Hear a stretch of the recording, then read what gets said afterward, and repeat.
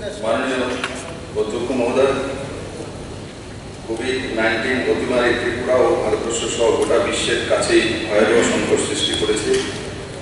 এই সময়কালের মধ্যে সারা দেশে 53 লক্ষের অধিক লোক এবং রাজ্য 21,000-এর বেশি লোক আক্রান্ত হয়েছে। সারা দেশে 85,000-এরও বেশি লোক প্রাণ হারিয়েছেন। যারা তাদের জীবন হারিয়েছেন, আমি আন্তরিকভাবে তাদের প্রতি গভীর শোক জ্ঞাপন করছি। সবার প্রিয় সদস্যগণ, আমি আপনাদের জানাতে চাই যে এই ভাইরাস গোটা বিশ্বের অর্থনীতিতে মারাত্মকভাবে প্রভাব ফেলেছে এবং বিশ্বের জনগণ স্বাস্থ্য সমস্যার পাশাপাশি অর্থনৈতিক সমস্যার সম্মুখীন। সমস্ত দেশেই মানুষের জীবন রক্ষার যুদ্ধে নিয়োজিত। আমরা কেউই আমাদের জীবনকালে এরকম ভয়াবহ সংকট কখনো দেখিনি। মানব জাতির কাছে এই সংকট অচিন্তনীয় এবং অভূতপূর্ব। প্রথমে আমি ধন্যবাদ জানাচ্ছি দেশের স্বপ্নদ্রষ্টা মাননীয় প্রধানমন্ত্রী শ্রী নরেন্দ্র ভাই মোদীজিকে, যার দক্ষ নেতৃত্বে গোটা দেশ এই সংকট মোকাবেলা করেছে। সঠিক সময়ে সারা দেশে লকডাউন চালু সহ বিভিন্ন ক্ষেত্রে তিনি সাহসী সিদ্ধান্ত নিয়েছেন, যা সারা বিশ্বেই প্রশংসিত হয়েছে। এগুলি ছাড়া দেশের পরিস্থিতি আরও ভয়াবহ হতে পারত। লকডাউন সময়কালে দেশে PPE kit, N95 mask, sanitiser, ventilator উৎপাদনে সক্ষম হয়েছে এবং অল্প কয়েক মাসের মধ্যেই এইসব সামগ্রী রপ্তানি করতে পেরেছে। আমি মাননীয় প্রধানমন্ত্রীজিকে কুর্নিশ জানাচ্ছি যে তিনি দলমত নির্বিশেষে দেশের সমস্ত রাজ্যের মুখ্যমন্ত্রীদের সাথে ব্যক্তিগতভাবে যোগাযোগ রেখেছেন এবং বিশ্বের বৃহত্তম রিলিফ প্যাকেজ ঘোষণা করেছেন, যাতে অতিমারীর সময়কালে একজনের অনাহারে মরতে না। আমি এই সবাইকে অবগত করতে চাই, সারা বিশ্বে এমনকি দেশের বিভিন্ন প্রান্তে যখন মহামারী আঘাত করে যখন ত্রিপুরা এই মাত্রায় মোকাবেলার জন্য প্রস্তুত ছিল না, রাজ্যে N95 মাস্ক অনেক কম ছিল। জনগণ মাস্ক ব্যবহার সম্পর্কে সচেতন ছিলেন না। পিপিই কিট, ভেন্টিলেটর, কোভিড চিকিৎসা সংক্রান্ত ওষুধপত্র, অন্যান্য প্রয়োজনীয় সরঞ্জামের অপ্রতুলতা ছিল। অতিমারী শুরুর সময়কালে এবং বর্তমান সময় পর্যন্ত রাজ্যে বিভিন্ন সামগ্রীর পর্যাপ্ততার তুলনামূলক তথ্য দেওয়া হয়। মার্চ 2020 স্থিতি এবং সেপ্টেম্বর 2020-এর স্থিতি আমি এই হাউসের সামনে তুলে ধরছি। ট্রিপল লেয়ার মাস্ক মার্চ 2020-এ ছিল 10,000, এখন আছে সেপ্টেম্বর 2020-এ 2,70,000। N95 ছিল 1,000, এখন আছে 1,94,000। হ্যান্ড গ্লাভস ছিল 12,000, এখন আছে 2,22,000।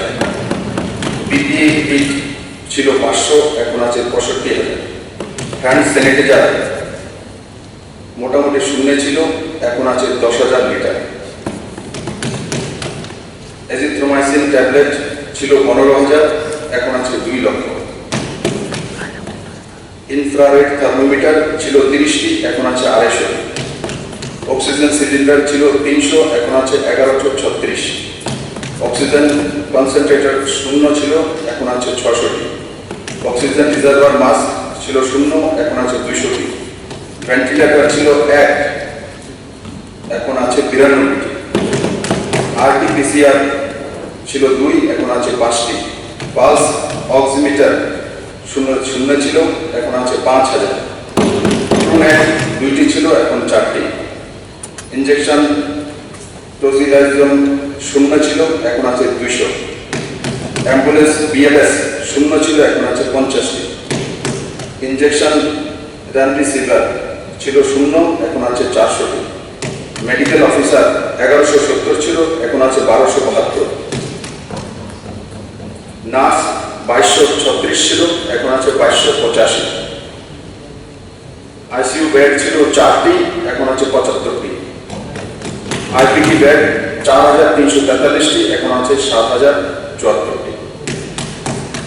ফেব্রুয়ারি 2020 থেকে কোভিড-19 সংক্রমণ প্রতিরোধে রাজ্য সরকার প্রতিরোধমূলক এবং বেশ কিছু প্রস্তুতিমূলক পদক্ষেপ গ্রহণ করেছে। বিমানবন্দরে ফেব্রুয়ারি মাস থেকে থার্মাল স্ক্যানিং শুরু করেছিল। মাননীয় প্রধানমন্ত্রীজি ঘোষিত 22 মার্চের জনতা কার্ফিউর আগেই 15 মার্চ রাজ্যে 144 ধারা বলবৎের মাধ্যমে জনসাধারণের গতিবিধি নিয়ন্ত্রণ এবং সোশ্যাল ডিস্টেন্স বজায় রাখতে জনগণের মধ্যে সচেতনতা সৃষ্টি করে।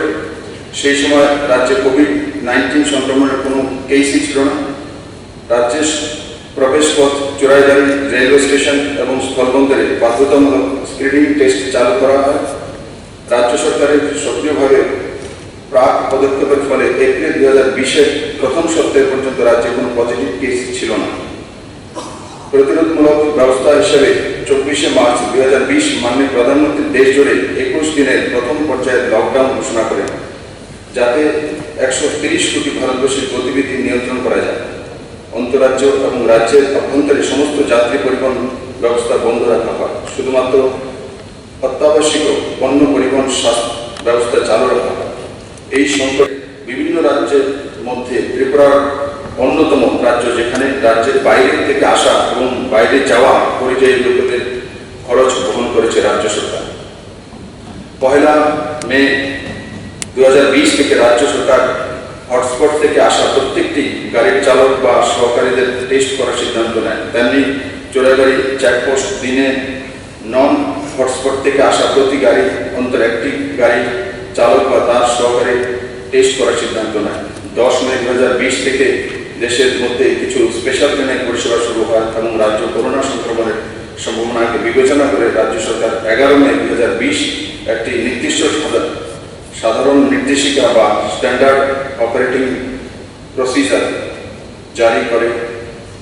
এই SOP অনুযায়ী সমস্ত যাত্রী যাদের রোগের কোনো লক্ষণ নেই তাদের বাড়িতে 14 দিনের কোয়ারেন্টাইনে রাখার কথা উল্লেখ রয়েছে। তাদের কোভিড-19-এর কোনো লক্ষণ দেখা গেলেই তাদের পরীক্ষা করা হয়। রেল স্টেশনের হেলথ ডেস্ক থেকে রোগের লক্ষণবিহীন প্রতি 5 জনের একজন যাত্রীকে জেলা কর্তৃপক্ষ দ্বারা কোয়ারেন্টাইন ফ্যাসিলিটি সেন্টারে পাঠানো হয় কোভিড-19 পরীক্ষার জন্য।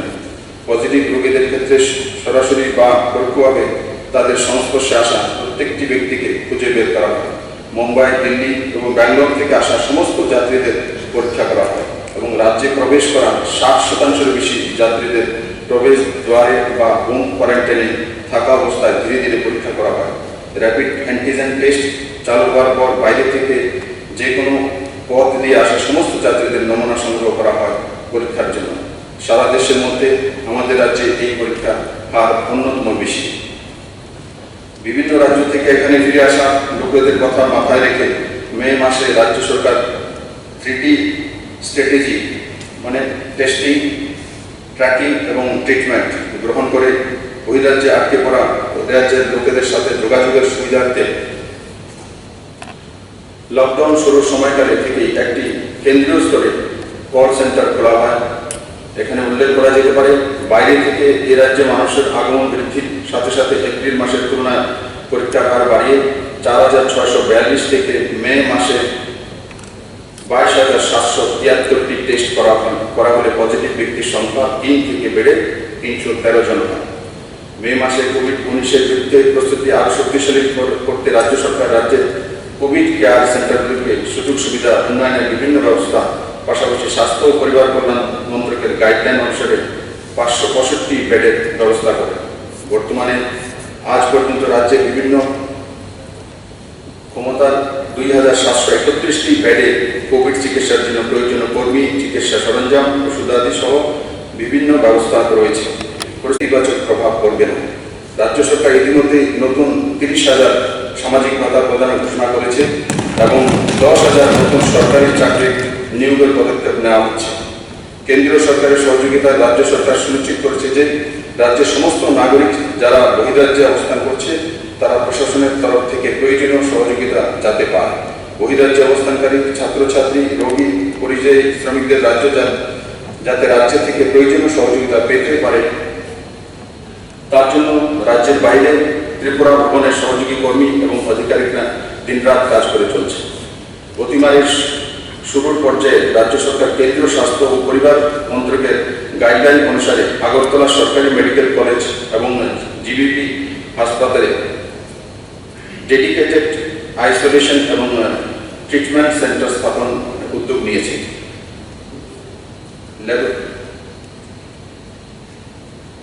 ল্যাবরেটরিকে শক্তিশালী করা হয়েছে এবং কেন্দ্রীয় স্বাস্থ্য মন্ত্রণালয়ের নির্দেশ অনুসারে reverse transcriptase polymerase chain reaction RT-PCR testing শুরু করা হয়েছে।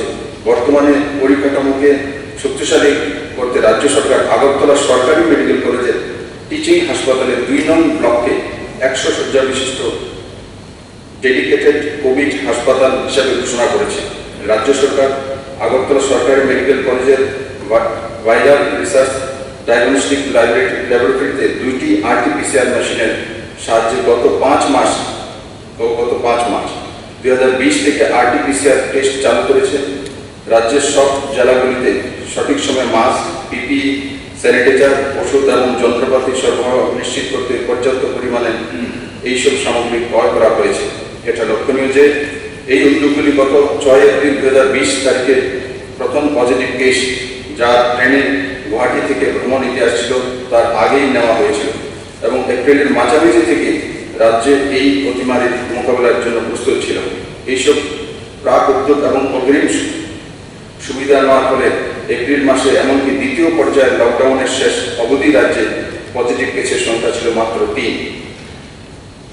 1 মে ভারত সরকার দেশব্যাপী লকডাউন ফেজ 3 আরও 2 সপ্তাহ বাড়িয়ে 17 মে পর্যন্ত ঘোষণা করে সংক্রমণের তীব্রতার নিরিখে সরকার সমস্ত জেলাগুলিকে গ্রিন, রেড এবং অরেঞ্জ এই 3টি জোনে ভাগ করে সেই অনুযায়ী বিভিন্ন জেলায় কিছু ছাড় দেওয়া হয়।